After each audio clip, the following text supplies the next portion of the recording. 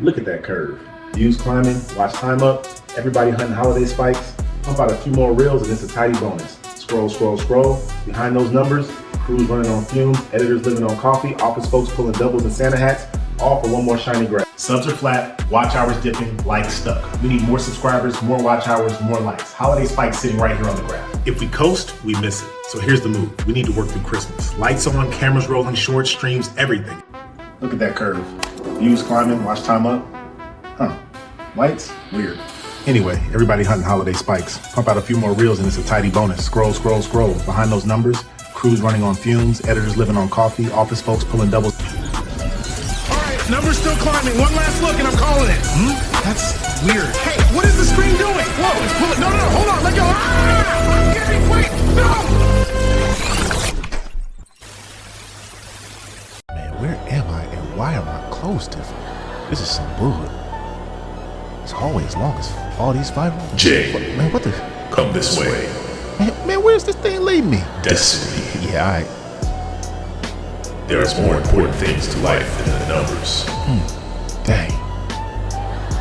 You know what you need to do now. Yeah, I gotta do this for the Flix fam. For the love of the movies.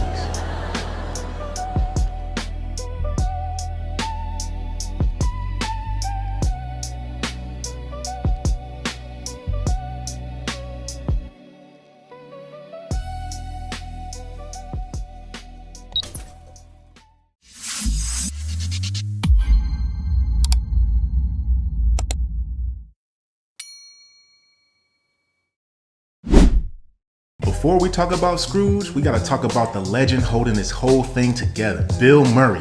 He has the rare superpower to play grumpy, selfish, and borderline terrible, and somehow we still root for him. From his goofball chaos in the 80s to more serious, introspective roles later on, he always brings that mix of sarcasm, sadness, and those elements of the everyday man that we can all relate to. In Scrooge, Murray isn't just doing Christmas comedy, he's playing a TV exec whose entire soul has been replaced by ratings and ad revenue. And we get to watch him get spiritually jumped by ghosts until he finally cracks. To all my Flix fam, as a culture, we do not appreciate Bill Murray enough. This man has built an entire career of playing a guy that doesn't deserve a second chance, and at the same time making all of us want to give him one. And when I was younger, Scrooge was just Bill Murray acting goofy with ghosts around Christmas time. But watching it now just feels like a movie about a full nervous breakdown on many different levels. In this review, I'm going to take steps through this entire story, scene by scene, to tell you why this movie feels way meaner today than it did back when I was a kid. And that might be exactly why this works. My name is Jay, and let's get back to the Flix. Let's take a trip down memory lane. So hop in the whip, let's ride the wave. Destination set where classics were born. So kick up your feet and grab the popcorn. Blockbuster movies that swept the nation. Hit the like, subscribe, and notification. We open in TV hell. A big network, IBC, is pushing a violent, over-the-top slate Christmas program. Fake trailers, fake specials, all amped up and fear-based to grab ratings. At the center of it all, Frank Cross, the network president. He watches these insane promos with this cold little smirk, judging every little frame like a surgeon, while everyone else is scrambling to pull off a live Christmas Eve broadcast of A Christmas Carol. Frank is focused on one thing: winning the ratings award, no matter who he burns in the process. It's blatantly obvious, and we can all see how he talks to his staff, being sarcastic, dismissive, and casually cruel. He mocks their ideas, barks orders, and treats the holidays like they're a marketing opportunity instead of anything human or emotional. Okay, right from the jump, this movie is telling us that Frank is not lovably grumpy, and he's definitely not the Hallmark version of Scrooge. He's the kind of boss that calls it just business when he ruins your entire mental well-being. And setting this entire story within a TV network is pure genius, because a lot of us watch Christmas through a screen anyway. Specials, commercials, big events, and this movie is basically saying that behind all those cozy moments on TV, there's a guy like Frank, squeezing every penny out of your nostalgia. So we're following Frank through his workday, watching him wreck people in real time. He humiliates staff in meetings, he ignores the one person who's trying to be kind to him, his assistant Grace. And he fires Elliot on the spot for daring to suggest that their Christmas promo is too extreme. Elliot gets tossed out into the cold home with no safety net. Later that night, Frank is alone in his office, surrounded by awards, money, and giant screens. And that's how I imagine he spends most of his nights typically. And that's when the haunting begins. His old mentor, Lee Hayward, appears, first as a creepy image in the TV, then as a decaying corpse in a golf outfit. Lou warns Frank, "You're headed down the same road I did, and it only ends up with you miserable, dead, and forgotten." He tells Frank he's going to be visited by 3 ghosts, whether he likes it or not. This is where the movie shifts from an office satire to a full-on horror comedy. And the important thing here is when Lou shows up, Frank is alone. No staff, no cameras, and no audience. It's just him and the consequences of how he lives. The Lou scene is the movie's way of saying all that power, all that money, and all those ratings, none of it's going to protect you from who you've become. As you watch this, you notice the camera lingers on Frank's face when he's alone. He doesn't look happy at all. He looks hollow. It's a nice reminder that you can chase success so hard that you leave yourself behind. And that's the version of you that the ghosts are coming for. The first official visitor is the ghost of Christmas past. Not a cozy Victorian spirit, but a greasy New York cab driver who literally drags Frank through his own memories. They rewind to his childhood Christmas in a small house where his father is cold and practical, handing him meat instead of a toy and mocking the idea of magic or joy. Then we jump years forward and see young Frank as a shy, softer guy working in television. He meets Claire for the first time. There's warmth, laughter, and possibility. We watch their relationship grow over a series of holidays, cheap gifts, shared apartments, and inside jokes. Then we see it all start to fall apart when Frank starts choosing career over connection. He starts missing dinners, bailing on plans, and snapping at her because he's chasing bigger and better shows. The ghost doesn't comment much, it just forces Frank to watch. This whole section quietly explains why Frank became the monster that we meet at the beginning of this movie. He didn't come out of the womb an evil TV executive. He grew up in the house where love wasn't expressed, where Christmas was just another day, and the first time he ever really felt seen was through the vision of a TV lens. As he climbs the corporate ladder, you see him making a series of tiny compromises. It's just one dinner, it's just one holiday shift, it's just one more show, and this all portrays how Frank lost himself. Not in one big decision, but in a bunch of small ones where he chose work over life. Next up, the ghost of Christmas Present, bursting into Frank's world like a sparkling fairy wrecking ball. She literally punches and smacks him around the entire time as she teleports him through his present tense. First, she takes him to Grace's house. We see her crowded apartment, her kids making the best of the little that they have, and her son Calvin, who turns out to be a little genius, still silent and traumatized after the loss of his father. There's love there, but also stress, exhaustion, and financial strain.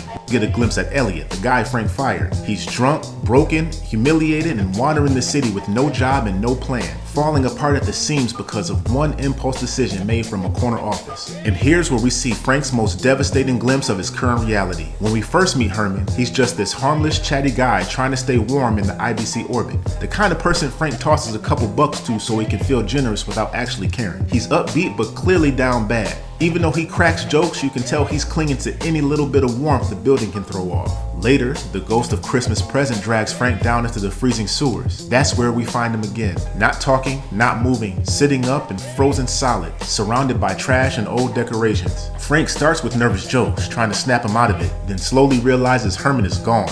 And all that fake generosity didn't actually save anybody. This is the moment where the movie stops being theoretical about Frank's cruelty and puts a body on it. And this is where the movie says, hey Frank, these people are living the way they're living because of you, or not living for that matter. The ghost of Christmas Present is not subtle. She's literally holding the receipts up to his face and beating him with them. Grace is underpaid and overstretched. Elliot is mentally spiraling, and the entire staff is miserable. Frank's cruelty is no longer theoretical. We can actually see the ramifications in real time. And I think the real bruises on Bill Murray actually had to pay for some of those consequences of Frank's. When the Ghost of Christmas Future shows up, the tone shifts from dark comedy to straight horror. The ghost is a towering reaper with a TV screen for a face and skeletal hands like a spirit of television itself coming to collect. It drags Frank through a series of worst case scenarios. We see Calvin, older now, still locked inside himself, institutionalized and silent. We see Grace hardened and exhausted, her warmth drained after years of struggle. And we can see Claire transformed into some cold, ruthless type person Frank used to be. The version of herself she might have become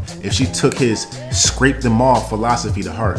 And then there's Frank's own fate, a lonely death, barely mourned, followed by that brutal cremation scene. He watches his own lifeless body slide into the fire as the flames rise up around him, only to then get a first-person point of view from inside the coffin. The future section is where Scrooge really turns up the heat on Frank. It's not just you'll be sad and lonely, it actually shows Frank the people that are permanently damaged by his selfishness. A kid who doesn't really get a chance at recovery, a close and personal intimate friend that becomes a colder version of you, and a family that gets harder instead of closer. After seeing his future, Frank snaps. He storms back into the building, barges into the control room, and hijacks the live Christmas Eve broadcast. While the cast is performing a Christmas carol, Frank marches into the set, grabs the mic, and starts talking directly to the camera. The crew is confused. The producers panic, but no one stops him because he's the boss. Instead of hyping the show, he confesses everything. He admits he's been selfish, cruel, and empty. He begs the viewers watching at home to reach out to their families, to be kind, and to care about something more than money, more than the ratings. The cameras stay on him the entire time as he rambles, laughs, cries, and free associates his way through the very public emotional meltdown. Slowly, the people around him soften. Grace's son speaks, Elliot chills out, and the studio audience laughs and cheers. The movie wraps up with everyone singing together, trying to turn this corporate disaster into a genuine Christmas moment. Okay, now I think this last act is a bit messy on purpose. It's not supposed to feel like a clean, perfect written speech.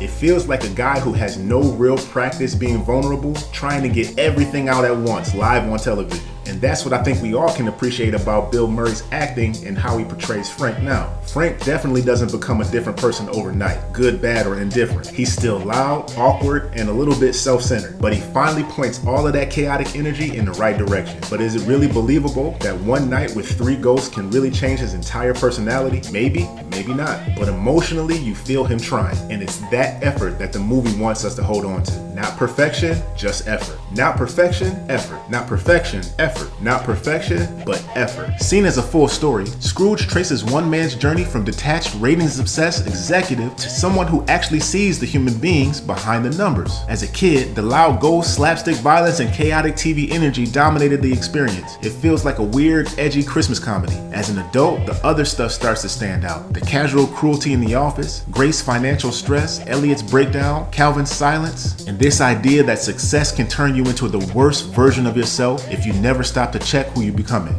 And this is what's so good about watching Scrooge as an adult. A lot of us grown folks have seen some pretty bad bosses. We've seen the people laid off right before the holidays, and we've all seen friends and family burned out by jobs that don't really care about. And if you're a creator or you work in any kind of numbers game world, views, likes, metrics, scales, Frank Cross starts to feel uncomfortably familiar. And that's why the movie drags us right along with Frank through his past, present, and future. In the end, Scrooge doesn't give us the neat, polished, hallmark redemption. It gives us something messier. A flawed man taking his first real step towards being better in front of a million viewers. It's still loud, still uneven, still aggressive, but beneath the chaos is a simple idea. The numbers don't mean anything if you forget the people behind them. As someone literally running a YouTube channel, I can feel this one. It's easy to get obsessed with views, click-through rates, thumbnails, and all of that. And of course, it matters. But if I'm not connecting with all of you, my Flix fam, the people who grew up with these movies, and all the people who have still yet to see them, then what's the point? Let me know in the comments which character from Scrooge you can most relate to. And if you rock with these retro reviews, dark Christmas movies, and emotionally damaged TV executives getting haunted into being better people, go ahead and like the video, subscribe,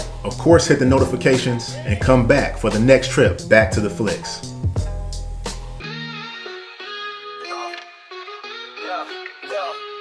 We're going back to the flicks, rewind the mix. 80s flicks, family ties in the Netflix fix. Reliving those days with the little ones amazed in this retro way.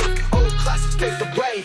Back to the flicks, rewind the mix. 80s flicks, family ties in the Netflix fix. Reliving those days with the little ones amazed in this retro way.